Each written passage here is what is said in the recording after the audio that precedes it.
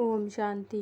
बाप दादा मधुबन। आज की मधुर मुरली 6/9/2024। मीठे बच्चे, तुम्हारी यह पढ़ाई सोर्स ऑफ इनकम है। इस पढ़ाई से 21 जन्मों के लिए कमाई का प्रबंध हो जाता है। प्रश्न: मुक्ति धाम में जाना कमाई है या घाटा? उत्तर: भक्तों के लिए यह भी कमाई है, क्योंकि आधा कल्प से शांति शांति मांगते आए हैं। बहुत मेहनत के बाद भी शांति नहीं मिली। अब बाप द्वारा शांति मिलती है, अर्थात मुक्ति धाम में जाते हैं, तो यह भी आधा कल्प की मेहनत का फल हुआ। इसलिए इसे भी कमाई कहेंगे, घाटा नहीं।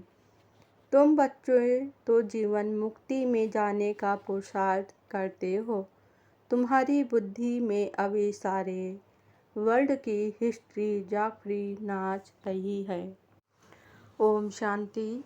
मीठे मीठे रूहानी बच्चों को रूहानी बाप ने यह तो समझाया है कि रूह ही सब कुछ समझती है। इस समय तुम बच्चों को रूहानी दुनिया में बाप ले जाते हैं। उसको कहा जाता है रूहानी देवी दुनिया।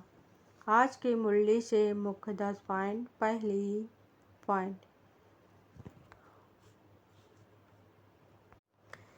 इस झाड़ का बीज रूप ऊपर में है। झाड़ का बीज है बाप। फिर जैसा बीज वैसा फल, अर्थात पत्ते निकलते हैं। यह भी वंडर है ना। दूसरी पॉइंट: तुम्हारी बुद्धि में है पहले पहले किस धर्म का झाड़ होता है, फिर उनमें और धर्मों की वृद्धि कैसे होती है। तीसरी पॉइंट: ज्ञान रत्नों का सागर एक बाप को ही कहा जाता है, बाकी वह है भक्ति। उनमें कोई भी एम ऑब्जेक्ट है नहीं, कमाई है नहीं।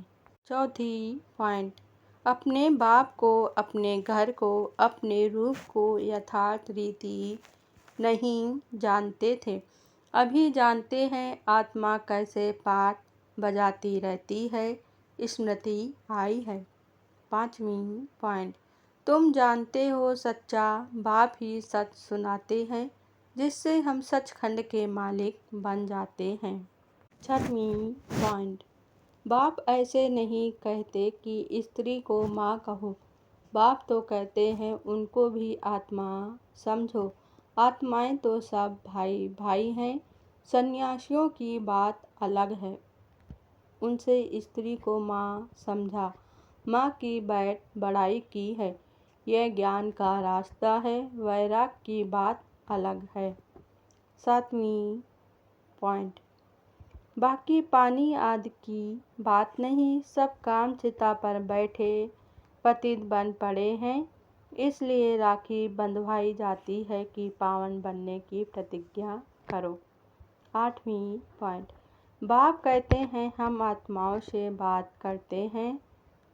मैं आत्माओं का बाप हूँ, जिसको तुम याद करते हो। बाबा आओ, दुख हरो। कल युग में होते हैं अपार दुख।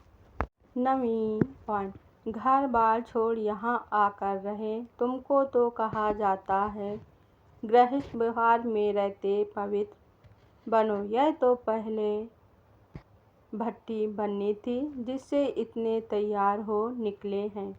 10वीं पॉइंट: तुम कर्मातीत अवस्था में आ जाएंगे, फिर ज्ञान पूरा हो जाएगा। सेकंड की बात फिर समझना पड़ता है। आप आए हैं, हम नई दुनिया के मालिक बना रहे हैं। अच्छा, धारणा के लिए मुख्य सार। पहली पॉइंट: इस पतित छी दुनिया से बेहद का वैराग रख आत्मा को पावन बनाने का पूरा पुरुषार्थ करना है। एक बाप की ही कशिश में रहना है।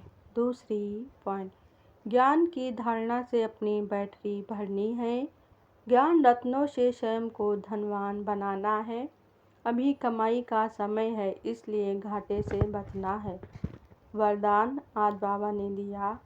ज्ञान रत्नों को धारण कर व्यर्थ को समाप्त करने वाले होली हंस भाव। स्पष्टीकरण। होली हंस की दो विशेषताएं हैं। एक है ज्ञान रत्न चुगना और दूसरा निर्णय शक्ति द्वारा दूध और पानी को अलग करना। दूध और पानी का अर्थ है सामर्थ्य और व्यर्थ का निर्णय। व्यर्थ को पानी के समान कहते हैं, सामर्थ्य को दूध समान। तो व्यर्थ को समाप्त करना अर्थात होली हंस बनना। हर समय बुद्धि में ज्ञान रत्न चलते रहे, मनन चलता रहे तो रत्नों से भरपूर हो जाएंगे। स्लोगन आज बाबा ने दिया, सदा अपने श्रेष्ठ पोजीशन में स्थित रहे। अपोजिशन को समाप्त करने वाले ही विजयी आत्मा है। ओम शांति।